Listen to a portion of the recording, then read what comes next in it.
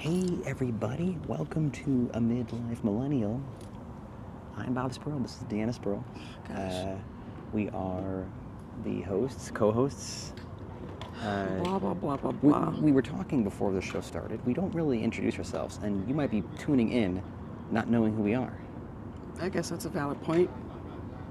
Although I will say, if you came across like this podcast, We must be using some good hashtags. I kind of want to know who's man, I want to hear this millennial married couple talk.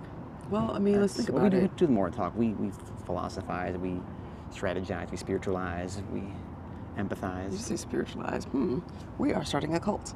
No, I do think it's interesting to talk about millennial things, but I also feel like some of it is more universal. Yeah, it's in the name. That's kind of our age range. Bob just turned 36 not too long ago. I'll be 36 in a couple of months. But this week has been interesting. It's Tuesday, but it feels like a Friday. You guys ever have one of those weeks, a train is coming your way, and some of it's good? Honestly, most of it's good. Most of it's good. Some of it's overwhelming. Sometimes you just feel overwhelming. Like you wake up and you're like, wow, I did it so much, and then you realize it's been a solid 24 hours only. There was a point today, it was maybe at 2 o'clock. I was working from home today. DeAnna always works from home. She's the owner of the company, so she can do what she wants. I also have shares, but I can't do what I want, so there's that. Shut up. No, but today I worked from home, and I think it was around 1:30, 2 o'clock. I just told DeAnna, whoa, you're just crushing emails. You're in a zone, but you're also in I don't even know how I got to this zone, and I can't get off the freeway. Speaking of being in the zone and freeways, probably shouldn't be saying this on the podcast, but I was driving up to Evanston the other day. No joke. Suburb north of us here in Chicago, for those listeners who aren't from Chicago. God, look, Google. It's a global podcast. Use Google. If you don't know Evanston is, 4 to Google 5 it. miles north of us. Anyway, no, I'm driving up to Evanston. And it's kind of like a crazy road, and it has been a long and trying couple of weeks. And I'm driving, and all the cars behind me stopped, and I was like, huh. I looked back, I'm like, what are they stopping for? Bro, I went through a red light. Didn't even notice the light. And when it dawned on me that I had zoned out to the fact that I didn't see the traffic light. Those are the cops coming to get you. Oh my gosh. Was I embarrassed? No, because they all saw it, but I was more dang, I need to get more focused on what I'm doing in front of me, because clearly. This is a good analogy. This is a good metaphor for life. Although before we get into a metaphor for life, there was one time when we saw a guy, it was 8 in the morning, driving our kids to school, where he actually did just pass all the cars on a red light and move forward. Yeah, see, at least mine, there was no malicious intent. I just zoned for a little bit. What is it about? So you were literally on the road, didn't stop. Didn't I was see on a it. figurative road, couldn't stop. What is it about life sometimes that makes us feel like we just are on the freeway, can't get off the exit? Sometimes we don't want to get off. Sometimes we do, but we're just not going to find that exit. And apprehension? Think about it. If you are going, and you don't want to stop, is it because you don't know what's around the corner? Or that you don't want to psych yourself out, I guess, yeah. And so you just keep going because you're like, well, if I stop now, then all this junk, this baggage might catch up to me, or my thoughts might catch up to me. I don't know if that makes any sense. Maybe. I actually think part of it is, so it could be fear-induced. It can also be you're not taking control of the wheel in your life. I think sometimes when we feel like we're on a super fast highway, we can't get off, I think it's because we're not running our own GPS, if you will. People are running for us.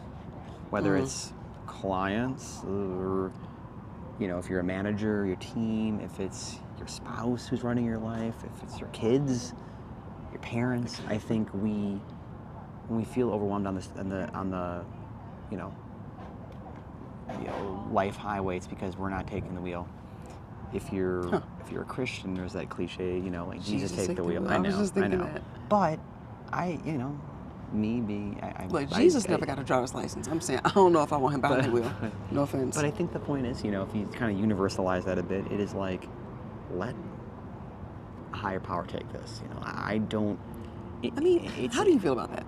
Like, how do you actually feel about it? I can break that down. I always thought that was bizarre because God gave us free will. She is finally shaking the hell out of that salad. I wish y'all could see I this. don't know if they know. There's a party going on over there. There's a party so that's going kind of on. why our voices, You're probably listening to this like, why are they whispering? We're not trying to whisper. I had like a sore throat last week, but I'm over it. But we could have been like, if we did this podcast last week, I would have been like this. Bro, if you talk about that doggone sore throat one more time, Baba had a sore throat. I had to have Jesus take the wheel. I'm not gonna lie. There was a moment that I think I did kind of snap a little bit. She wanted me to have a more sore throat. She wanted to cut my throat off. Okay, so does Jesus take the wheel? Here's the thing. I'm a sort of staunch believer in free will. God gives us free will. It's a word. Staunch. Just because I use the biggest words. Staunch believer in free will. And the movie Free Willy, but free will too. So if we have free will, which I believe we do, and it's kind of a contradiction to say, Jesus take the wheel. I guess my will would be letting Jesus take the wheel, but if God gave us free will to decide to do things, how can we also give God the wheel to decide to do things based on our own free will? Like, it's sort of a conundrum. I've always thought that way. So, okay, if I want God to be in charge, take the wheel. I want God to be in charge insofar as I make decisions based on what I perceive, what I feel, what I know, what I've learned about God. But God is not making the decision for me because God has given me free will to make decisions for myself. Does that make sense? Yes. But I think the part where folks might get lost or confused. Looking at you very intently. I can't really tell with these sunglasses. I see me though. Staunchly. Staunch. That'd be a cool, male cologne, staunch. Ooh, let's do it. Stench. Because it's taking from stench to staunch. What was I about to say? Oh, about decisions. Decisions. I think, okay, when I'll be honest, when I hear the term free will, I think I focus on the free part a lot. Freedom. You're free, blah, blah, blah. But freedom doesn't come without decisions that need to be made. And I saw a post the other day, and it was really interesting, and it said, people think that I'm going to butcher it, but it's like, we think that we don't realize how consequences that we're facing are based off decisions we made years ago, months ago, decades ago. And it was like, anything that you're doing today, right now, is going to have an effect on you in the future. Interesting. And not that we're time traveling, but it is kind of a question of time and what that all means. Interesting. Let's just take parenthood, okay, as an example. I feel like we talk about being parents a lot, but it's easy to talk about. Because we are. When we decided to have kids almost 12 years ago, that single decision, that night, whatever it was. It was 12 years ago. Yeah, I guess you're right, including the entire pregnancy. Wow.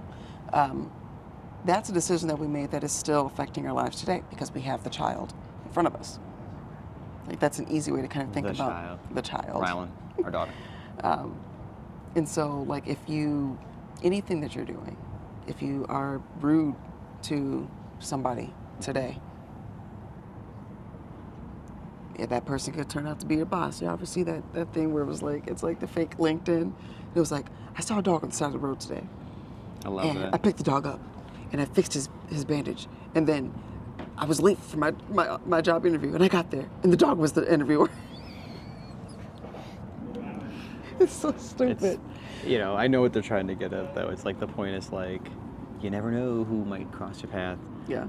But it's a decision. Again, it all goes back to how you talk to people, how you treat people.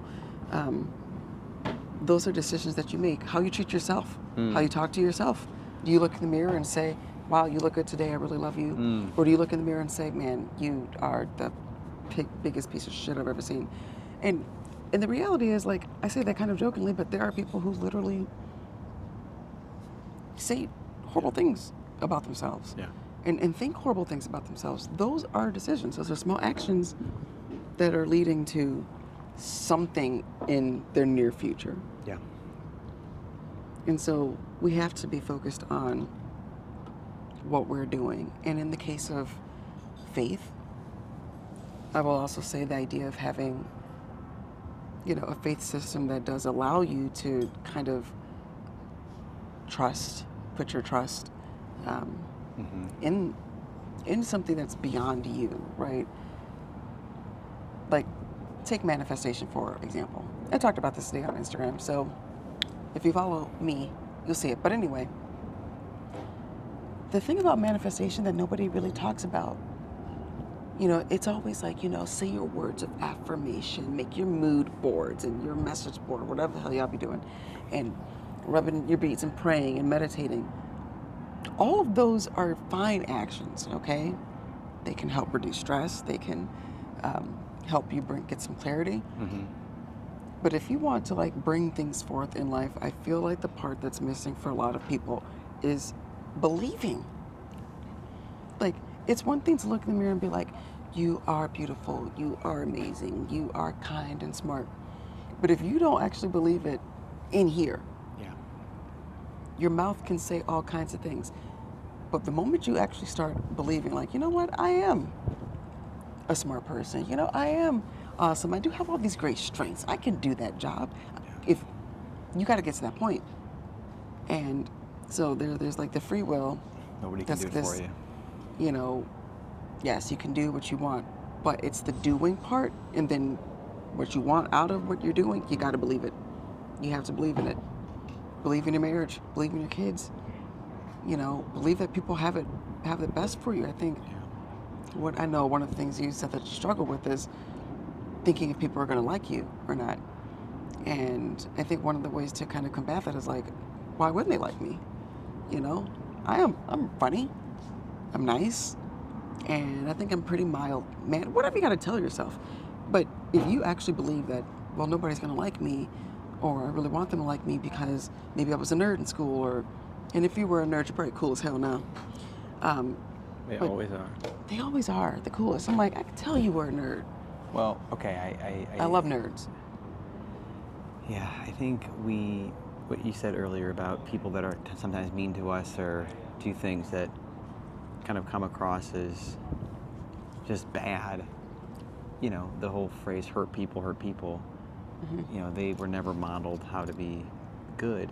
I also think a lot of times when people hurt you, they think you have the worst of intentions for them because they have impure intentions. So anybody that has devious intentions, whatever that may be, wherever that may sort of take them, I truly think they think everybody else is out to get them. It's a deflection. It's a it's a dog-eat-dog world out there, and right. But the flip side is I tend to be more of an idealist and think people are going to be nice and treat us nice, and then when they don't, as DeAnna knows, I get mad, but I mainly get depressed for humanity when somebody just does a crummy lower thing. your expectations. Well, what is stopping? Now, I don't want to say that. We have to lower our expectations, but DeAnna might be. I think what DeAnna's saying is. No. Let me say what I'm saying. Yeah, okay. I want to know what you're saying. You can keep your expectations low, but keep your standards high. That's a good way of putting it. Like, do I walk in and think everyone here is going to be terrible? No. I kind of walk in and think it's going to be pretty mid. Clean slate. Everybody's going to be pretty mid. You all start on the same level.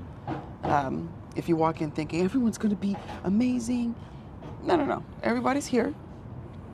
And then you will let me know whether or not you're, lower or higher. And I think by your actions. By your actions. Not by your words. Yeah, because words are useless. I'm just kidding. Well, words, they're not useless. Words. They can be confusing because think about it. Oh, I love you. I love you so much. And then I'm gonna go cheat on you. It's okay, but I love you though. I love you and blah, blah, blah. And then I go drain the bank account. Well, here's the thing. Words matter because words... She's talking in a Boston accent for a minute. Words matter. Here's why words matter. Because your actions will prove or disprove the validity of your words. And what you say, if what you say is different than what you do, I know you're misleading, and thus the words matter because the words are the actions sort of illustrate if your words actually have backing and meaning. So somebody that says, I'm going to do all this stuff, like, I'm guilty of it. Maybe you never are, but I'm going to get the stuff done today, okay? And you don't do it. Well, your words didn't matter. You said you were going to get to that today. True. You didn't. Okay. And that's a very small thing. I'll get to that, and I never do. I am starting to say, if someone on my team's like, I need you to look at this. Like, case in point, we've got I got to look at some plan that we're working on, and the team's been like, hey, can you look at it? And actually, I just said point blank, probably not going to get today. Look at it tomorrow. And it's like, old Bob would have been like, no, I'll get to it today. But it's like, I'm not going to. And there's no, that's a small thing. A bigger thing when someone's like promising the world, we're going to do all this stuff, this, and then none of it happens. Or worse, if they say things and do the opposite, then their words don't matter. On the flip side, when somebody acts kindly, acts justly, we've had this conversation in previous podcasts, the whole Francis of the CC, preach the gospel and when necessary use words. I think if you lead with action and then have the words be a byproduct of your positive actions, that's the most kind of powerful people out there. Lead with your action. I think 100% lead with those actions. But I think hopefully good actions. But I also think that I think it's really important what people, this is going to sound contradictory, but I think it's important to know what people say about you when you're not in the room. Not that it should dictate how and what you are and your sense of self. Do you ever think about what people say behind your back? I never really do, but I'm like, I'm sure people say things. Yeah, it's not like I'm thinking about it every time I leave the room. I know, not like bad things. I guess what I'm saying is like this. And I've talked to the kids about this. We had an incident over the weekend. Rylan told a lie because she wanted something. And I told her, I was like, listen. I was like, first of all, don't lie. It's not a good habit to form. But then B, why would you think I would want to reward someone who lied to me? And I had to break it down to her. I was like, look, there's plenty of things you could have done in this situation. You could have said, hey, Mom. You could have came and asked me. You could have said, I really want to do this today. Can we do this? But you chose to tell a lie. Was it a peer pressure situation? I think it was. Yeah. It was a peer pressure.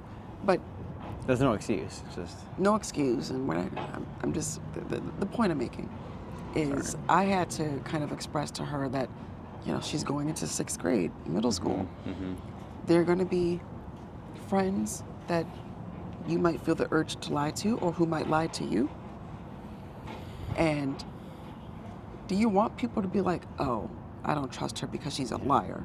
Well, and the urge to lie to your parents too about certain things. Yeah. I think it ramps up in that 10 to 18, 10 to 16 range. Because once you become an adult, it's it's like, These are habits that form. Well, and yes, those that's true, habits, actually. you know, I for many reasons Good just point. don't care for lying and liars. No, even Not, white lies, I think. yeah, and this is irritate me. not me trying to be like, I've never lied. I don't tell lies. But if I can avoid it, like, I will be the first That's person a to be really like, good hey, look, point. let me clear the air here, or let me just be straight up with you. But I've been around people who just lie, and it's like they lie about things. And I'm like, you didn't have to lie about that. It's Like, small things like, oh, just say this thing came up, or you had a doctor's appointment, and it's like, no, I didn't. I just missed the meeting. I forgot. And I've actually found to sometimes just being straight up, be like, yeah, I totally forgot. I lost track of time. Okay. Like, nobody's ever, you know, or I was dealing with a situation, sorry, versus like, you know, some emergency came up, and I mean, it's because they have formed a habit like, of lying. just say you just Some people have screwed a up. really hard time just saying, yeah, sorry, I just made a mistake. screwed up, sorry. It's for some reason in their mind to justify with a lie Well, makes more sense. And, you know, who knows if they were, when they were raised, this is a thing for parents got to know. And I think DeAnna did a good job of sort of saying we condemn lies, but if there's a truth you don't want to tell us it. Like, you can tell us anything. And I think if a parent gets mad at a kid for doing something, you know, I think the way that, let's say a kid did something bad, you know, I don't know what I did. I broke the vase. Or I cheated on my test. Oof. Broke the vase, whatever, cheated on my test. Look, I did cheat. You know, versus, oh, I didn't, and then they did. Tell me you did, but some parents, I think, well, I'm not raising a cheater.